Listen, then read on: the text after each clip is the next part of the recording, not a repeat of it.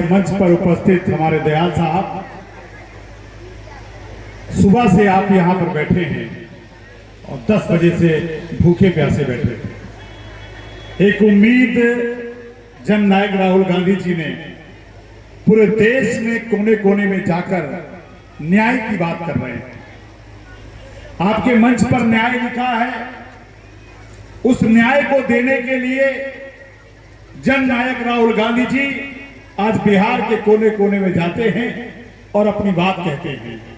आज उसी कड़ी में मैं आपके बीच में हम नारी न्याय की बात करने आए हैं। इस देश की महिला को जब तक न्याय नहीं मिलेगा तब तक देश आगे नहीं बढ़ सकता। जिस घर में महिला को न्याय नहीं मिलता है वो घर आगे नहीं बढ़ पाता है। बिना महिला के न घर चल सकता है, न देश चल सकता है, न समाज चल सकता है। जब तक महिला नहीं होगी, नारी शक्ति नहीं होगी, तब तक इस सृष्टि का सृजन नहीं हो सकता है। इसलिए हम आपसे कहने आए हैं, आइए हम सब लोग मिल करके इस नारी के साथ न्याय करें। और उसके लिए जो इस समय भारतीय जनता पार्टी की सरकार चल रही है, वो मोदी की जो सरकार चल रही है, उसने नारी के साथ कितना अन्याय किया है, इस बात को कहने के लिए मैं आपके बीच में आया हूं। ये महिलाएं बैठी हैं, मैं आपको याद दिलाना चाहता हूं, हमारे 2014 में जब चुनाव हुआ तो भारतीय जनता पार्टी ने कहा कि हम इन महिलाओं को, जो कलावती, रामवती, चटकीला, ये जो महिलाएं गांव की रहती हैं, इनके लिए एक हम योजना लेकर आ रहे हैं। और उस योजना का क्या नाम रखा? उज्ज्वला गैस योजना। अब महिलाएं समझी कि फ्री में सिलेंडर मिल रहा है और सब लोग फ्री सिलेंडर लेने के लिए, ये हमारी गांव की महिलाएं गैस कनेक्शन के नाम पर, सिलेंडर लेने के नाम पर वो गए और उनको बताया कि तुमको हम गैस सिलेंडर दे रहे हैं, चूल्हा दे रहे हैं, और कहा कि हम तुमको फ्री दे रहे हैं। और उसका नाम रखा क्या? उज्ज्वला गैस योजना। जबकि वो उज्ज्वला गैस योजना नहीं थी, वो योजना आपको ठप करने की थी। 2014 से पहले जब गरीब आदमी गैस का भरा हुआ सिलेंडर अगर लेने जाता था तो उसको केवल 400 रुपए का भरा हुआ सिलेंडर मिलता था और उसका जो सब्सिडी था वो भी खाते में मिलता था। लेकिन ये गांव के गरीब महिलाओं को छुच्छा गैस सिलेंडर का कनेक्शन देने के लिए कहा कि अब तुमको उज्ज्वला गैस योजना दे रहे हैं। अब ये बेचारी हमारी कलावती, चटकीला है, रमावती, फूलमती, रमावती, ये क्या किया? ये सिलेंडर लेने के लिए चली गई। अब सोची सिलेंडर फ्री मिल रहा है, कनेक्शन फ्री मिल रहा है, चूल्हा भी फ्री मिल रहा है। वो फ्री नहीं था, बल्कि जो महाराष्ट्र और गुजरात में गैस की पाइप लग गई तो वो लोहे का जो सिलेंडर जो छुच्छा था उसको बिहार की महिलाओं को देने के लिए फ्री दे दिया। और वो गैस जो 400 रुपए की थी उसको 1000 रुपए की गैस करवाने का काम किया कि नहीं किया?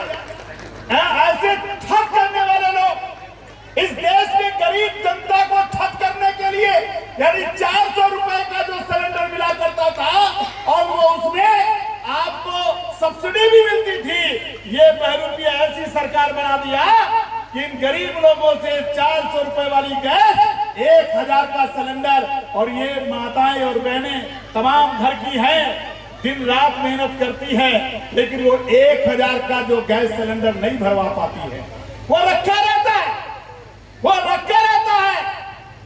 और आज गरीब महिलाओं के पास जाइए तो वो सिलेंडर नहीं भरा सकते। मेरे मित्रों, मैं आपसे कहना चाहता हूं, इन नारियों के साथ, इन महिलाओं के साथ ये किस तरीके से अन्याय किया गया है। ये राशन देते हैं, राशन में क्या देते हैं? कहते हैं हम तुमको चावल देंगे, गेहूं देंगे।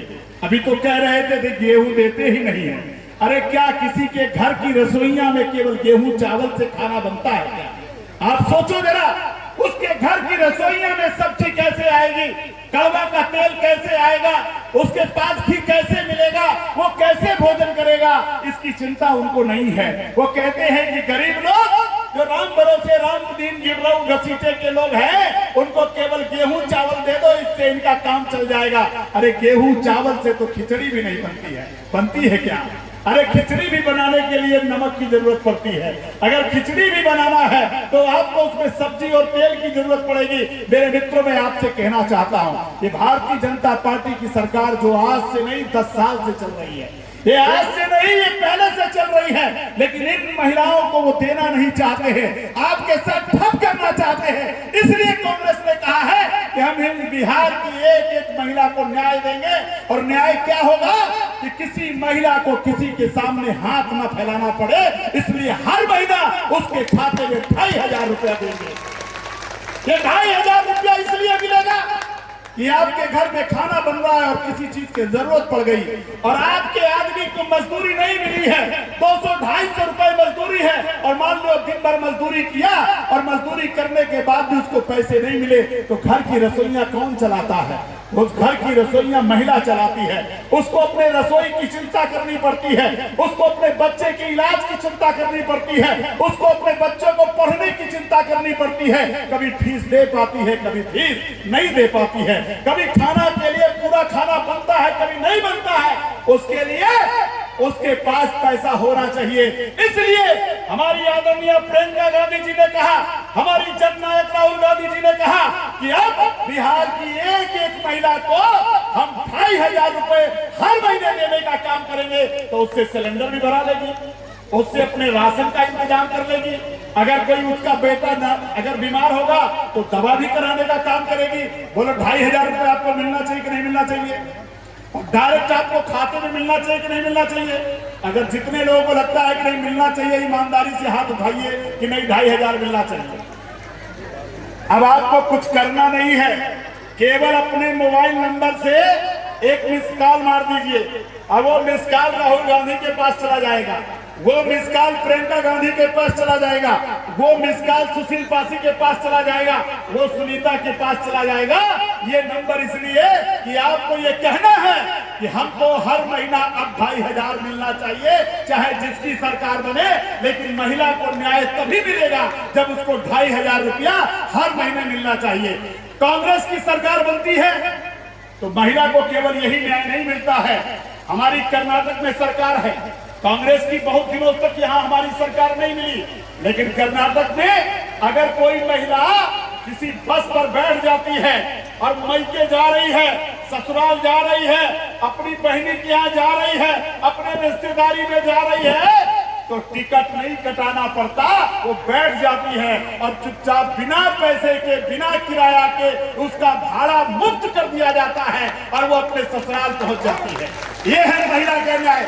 आज आप यहाँ पर बैठोगे, आप बिहार में कहीं यात्रा करोगे तो आपसे कहेगा पैसा लाइए तब हम लेके जाएंगे, लेकिन आप पता करके देख लो, कर्नाटक में हमारी सरकार है, वहां कोई महिला अगर किसी बस में यात्रा करती है तो वो यात्रा में उसको टिकट नहीं लेना पड़ता है।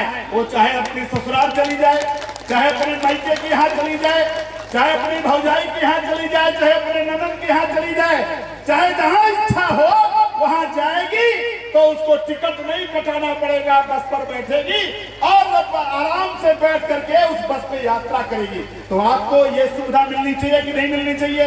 इसलिए मेरे मित्रों, मैं आपसे कहना चाहता हूं, इस देश में जब तक इस देश में न्याय नहीं मिलेगा और हर जाति धर्म के लोगों को न्याय नहीं मिलेगा, तब तक ये देश आगे नहीं बढ़ सकता है। ये देश सबका है, हर जाति मजहब के लोगों का है। हमारे नेता कहते हैं अगर आपके पास जमीन नहीं है तो अगर जमीन अगर मिल जाएगी तो आप खेती बाड़ी करने लायक हो जाओगे। किसी के पास जमीन रहे और किसी के पास जमीन न रहे, दूसरे के खेतों में काम करेगा तो उसके पेट का इलाज कैसे हो सकता है? इसलिए हमारे नेता कहते हैं कि अगर जिसके पास जमीन नहीं है उसको जमीन मिलनी चाहिए, अगर जिसके पास घर नहीं है उसको घर मिलना चाहिए। और इस देश में जब तक सबको घर नहीं मिलेगा, अगर इस देश में अगर पढ़ने के लिए बच्चे को पढ़ाई नहीं मिलेगी और पढ़ने के बाद उसको नौकरी नहीं मिलेगी तो किस बात की राजनीति है? क्या राजनीति केवल इसलिए है कि बड़े बड़े नेता आके भाषण देंगे, सपने आपको दिखाएंगे और सपने दिखा करके अपने तिजोरी भरने का काम कर रहे हैं? देश में सपना दिखाया जाता है और सपना दिखा करके वो अपनी तिजोरी भरने का काम कर रहे हैं। इसलिए मैं आपसे कहना चाहता हूं, अभी तमाम भारतीय जनता पार्टी के ऐसे नेता जो भारतीय जनता पार्टी का दुपट्टा ओढ़ के आएंगे, दुपट्टा जानती हैं, जो ये महिलाएं, ये जो लड़कियां दुपट्टा ओढ़ती हैं, तो वो भी अपना भाजपा के कलर का एक दुपट्टा ओढ़े रहेंगे और क्या कहेंगे कि हमारे प्रधानमंत्री जी ने कभी आपको भरा हुआ सिलेंडर नहीं दिया, कभी आपको 2500 नहीं दिया, कभी आपके दुख में सुख में साथ नहीं दिया, लेकिन अभी चुनाव आएगा तो तमाम भारतीय जनता पार्टी के नेता कहेंगे कि हम कुछ तो नहीं दे पा रहे हैं, लेकिन हम तुमको एक चुटकी बस सिंदूर देने आए हैं। अब बताओ ये सिंदूर कौन देता है? वो सिंदूर उसका पति देता है, उसका सुहाग देता है, दूसरा कोई सिंदूर नहीं दे सकता है। लेकिन ये जानबूझ करके बिहार की महिलाओं को अपमानित करने के लिए, बिहार की नारियों को अपमान करने के लिए अभी ये भजभज मंडली के लोग, ये भारतीय जनता पार्टी के लोग एक गरीब गुरबा की महिलाओं को सिंदूर देने के लिए नाटक करेंगे और कहेंगे कि देखो ये मोदी जी ने तुमको सिंदूर भेजा है। जरा अम्मा बताओ हमको, क्या सिंदूर कोई दूसरा दे सकता है? ये हमारे सुहाग का अपमान है, ये हमारी नीतियों का अपमान है, हमारी गरीबी का अपमान है। हमारा शौहर, हमारा आदमी कितना भी गरीब हो, वो मजदूरी करता हो, लेकिन वो सुहाग के लिए सिंदूर अपने आप खरीद सकता है। अरे है हिम्मत मोदी में तो एक घर आपको दे दे, है हिम्मत आपको तो भरा हुआ सिलेंडर दे दे, है हिम्मत उसमें में तो 2500 आपके खाते में डाल दे, लेकिन आपको चुटकी भर सिंदूर देने के लिए तो मैं आपको सजग करने आया हूँ। हमने सुनीता जी से कहा था कि हमारी जब मीटिंग कराइएगा तो हमको नारी न्याय पर कराइएगा। हम अपनी महिलाओं से बात करना चाहते हैं, हम अपनी बहनों से बात करना चाहते हैं, हम महिलाओं से बात करना चाहते हैं, क्योंकि बिहार में अगर किसी के साथ अगर सबसे ज्यादा अन्याय हुआ है तो केवल बिहार की महिलाओं के साथ हुआ है। बिहार में महिलाओं को जब तक हक नहीं मिलेगा तब तक उनको न्याय नहीं मिल सकता है। इसलिए हम आपसे कहने आए हैं, हम दोबारा फिर आएंगे।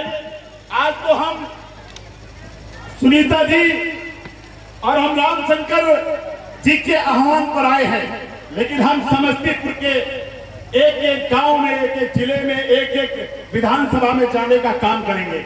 हम आपसे सिर्फ इतना कहना चाहते हैं, कांग्रेस की सरकार यहां वर्षों से नहीं है। जब कभी कांग्रेस की सरकार बना करती थी तो कांग्रेस का मॉडल यह था कि सरकारी स्कूल बनेगा तो सरकारी पढ़ाई होगी, तो सरकारी स्कूल में हर गरीब गुरबा का बच्चा पढ़ लेता था।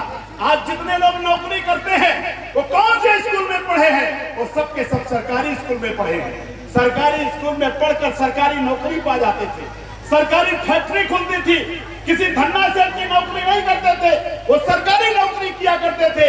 लेकिन आज बिहार में हमारा बेटा जब पढ़ता है, हमारा बच्चा जब पढ़ता है, उसको नौकरी नहीं मिलती है तो पेट के लिए वो राजस्थान जाता है, पेट के लिए वो दिल्ली जाता है, पेट के लिए वो पंजाब जाता है। किस लिए? कि उसको 10-15 हजार 20,000 रुपए किसी तरह से कमाने लायक हो जाए। कमाने के लिए उसको दिल्ली जाना पड़ता है, कमाने के लिए उसको पंजाब जाना पड़ता है, कमाने के लिए और वहां से कमा कर लाता है, तब अपने घर का पालन पोषण कर पाता है। इसलिए हम आपसे कहना चाहते हैं कि आपको भी न्याय मिले और आपके बेटों को भी न्याय मिले। आपके बेटों और बेटियों को जब तक न्याय नहीं मिलेगा तब तक बिहार का भला नहीं हो सकता है। इसलिए हम चाहते हैं कि आपके बच्चे को नौकरी मिले, आपके बच्चे को शिक्षा मिले, आपके बच्चे को जिंदगी का भविष्य बन सके। इसके लिए कांग्रेस जो है आपके बीच में पहली बार कह रही है, बहुत दिन हो गया आपने हाथ के पंजे पर वोट नहीं दिया, आपने कांग्रेस की सरकार नहीं बनाई। अगर यहां से सांसद आपने कांग्रेस का बनाया होता तो आज दिल्ली में हमारी सरकार बन जाती, लेकिन कांग्रेस की सरकार इसलिए नहीं बनी क्योंकि आपने हाथ के पंजे पर बटन नहीं दबाया। इसलिए हम आपसे कहना चाहते हैं, अब आपको हाथ के पंजे पर बटन दबाना होगा। अगर हाथ के पंजे पर बटन दबाएंगे तो सरकार फिर कांग्रेस की बनने का काम करेगी। इसलिए यहां पर 10 विधानसभा है और 10 विधानसभा में हम चाहते हैं कि 10 की 10 विधानसभा में इंडिया गठबंधन की सरकार बने। और इसके लिए हम चाहते हैं कि अब सरकारी अस्पताल बने, क्योंकि सरकारी अस्पताल नहीं होगा तो गरीब गुरबा का व्यक्ति इलाज नहीं करा पाएगा। इलाज कराने के लिए क्या करेगा? जमीन बेचेगा। एक तो जमीन है ही नहीं, फिर कर्जा लेगा। अब डॉक्टर ने कह दिया कि 5 लाख लगेगा, 10 लाख लगेगा, तो ऐसी सरकारें आ गई कि अस्पताल नहीं बनाते, अस्पताल में अल्ट्रासाउंड और दवाइयां नहीं रखते। बेचारा इलाज कराने के लिए किसी बड़े अस्पताल में जाता है और अपनी जमीन को बेच देता है। इसलिए हम आपसे कहना चाहते हैं, हम आपसे पूछना चाहते हैं, बताइए सरकारी अस्पताल होना चाहिए कि नहीं होना चाहिए? क्योंकि सरकारी अस्पताल होता है तो वो सबका अस्पताल होता है। वहां दवा होनी चाहिए कि नहीं होनी चाहिए? वहां डॉक्टर होना चाहिए कि नहीं होना चाहिए? लेकिन ये जो मोदी सरकार है कहती नहीं, हम अस्पताल नहीं देंगे, हम डॉक्टर नहीं देंगे, हम दवा नहीं देंगे, हम एक छुच्छा आयुष्मान कार्ड बांट रहे हैं। क्या बांट रहे हैं? आयुष्मान कार्ड बांट रहे हैं, जो किसी को देते हैं और किसी को नहीं देते हैं, और कुछ को तो मरे हुए लोगों को दे देते हैं और जो जिंदा होते हैं उनको आयुष्मान कार्ड नहीं मिलता है। और कहीं कहीं तो आयुष्मान कार्ड लगाते हैं तो गांव का गरीब आदमी गया, राम भरोसे रामदीन गिरराव घसीटे की महिलाएं गई, अब ज्यादा पढ़ी लिखी नहीं है, डॉक्टर ने कहा अंगूठा लगाओ, अंगूठा लगा दिया, फिर कहा अंगूठा लगाओ, अंगूठा लगा दिया, पता लगा 5,000 का इलाज किया और 5 लाख उस खाते से निकल गया और तुमको पता ही नहीं चला। आपने छोटा सा इलाज कराया, अब उस खाते से 1.5 लाख ले लिया, 3 लाख ले लिया, 4 लाख ले लिया, और धकाधक बड़ा आदमी बड़ा बनता जा रहा है। गरीब का बेटा और गरीब हो रहा है, किसान का बेटा और गरीब हो रहा है। बिहार की धरती में जो पैसे वाला आदमी है वो लगातार पैसे वाला बन रहा है, और जो गरीब का बेटा है वो लगातार गरीब बन रहा है। इसलिए हम आपसे कहने आए हैं कि समस्तीपुर में आप सबको मिल करके इंडिया गठबंधन की सरकार बनानी होगी, और जो 10 सीटें हैं वो 10 की 10 सीटें आपको इंडिया गठबंधन को जिताना होगा। इसलिए हम आपसे कहने आए हैं, समस्तीपुर में अगर आपने लोकसभा का हमारा नेता जिताए होते तो आज दिल्ली में हमारी सरकार बनती है। इसलिए हम आपसे कहने आए हैं, आपको प्रणाम करते हैं, आपको नमस्कार करते हैं, और आपसे केवल इतना कहना चाहते हैं, अगर समस्तीपुर के लोगों ने पूरे जनपद के कोने कोने में इस कांग्रेस की आवाज को, जननायक राहुल गांधी की आवाज को और प्रियंका गांधी की आवाज को अगर घर घर तक पहुंचा दिया, तो अगर समस्तीपुर के लोगों ने पहुंचा दिया, तो बिहार में कोई ताकत नहीं है जो इंडिया गठबंधन की सरकार को रोक सके। अब जो सरकार बनेगी वो कांग्रेस के बलबूते सरकार बनेगी, इंडिया गठबंधन की सरकार बनेगी। इन्हीं उम्मीद के साथ कि आप सबने उम्मीद से सुबह से भूखे प्यासे आप यहाँ पर आए और आपने हमारे नेताओं की सबकी बातें आपने सुनी हैं। लेकिन एक अनुरोध है आपसे, एक अनुरोध है कि अगर 2,500 की योजना लागू हो रही है तो हमारी प्रियंका गांधी जी कहती हैं कि जिन जिन महिलाओं को चाहिए, जिन जिन महिलाओं को जरूरत है, उनको अपना नंबर, उनका रजिस्ट्रेशन करा दें। तो रजिस्ट्रेशन कराना चाहिए कि नहीं कराना चाहिए? जितने लोगों को लगता है कि रजिस्ट्रेशन कराएंगे हाथ उठाइए। जिनको लगता है हम रजिस्ट्रेशन कराएंगे 2,500 के लिए, अब सुनीता जी की जिम्मेदारी है, ये सुनीता जी की जिम्मेदारी है। आप इनको आज से जिम्मेदारी दे दीजिए, ये घर घर जाएंगी और आप सबसे मिलेंगी, आपका नंबर लेंगी और इनका रजिस्ट्रेशन आप कराइए और प्रियंका गांधी तक पहुंचाएंगी। ये जिम्मेदारी हम इनको देते हैं। इन्हीं शब्दों के साथ मैं दोबारा फिर इस विधानसभा में आऊंगा और जब भी आप बुलाएंगे मैं आपके बीच में आता रहूंगा। और अब उम्मीद करते हैं कि समस्तीपुर के लोग सूद समेत हमको जो है, जो लोकसभा में आपने कांग्रेस का सांसद नहीं बनाया, लेकिन 10 की 10 सीट आप समस्तीपुर में जिता करके भेजेंगे और इंडिया गठबंधन की सरकार बनेगी। तो सबसे पहले अगर कोई नेता आपके बीच में आएगा तो सुशील पासी आएगा, ये मैं आपको विश्वास दिलाना चाहता हूं। मैं जननायक राहुल गांधी जहां से रायबरेली से लड़ते हैं, मैं उनके जिले से आता हूं, मेरा घर वहां पर है, मेरा उनका रिश्ता है। इसलिए आपसे कह रहा हूं, आपसे झूठ नहीं बोलूंगा। अगर मैं आपसे वादा करके जा रहा हूं तो मैं आपको विश्वास दिलाना चाहता हूं कि आपकी धरती पर जो है बड़े से बड़ा नेता आएगा और आपको न्याय देकर रहेगा। इन्हीं शब्दों के साथ बहुत बहुत धन्यवाद। जय हिंद, जय कांग्रेस।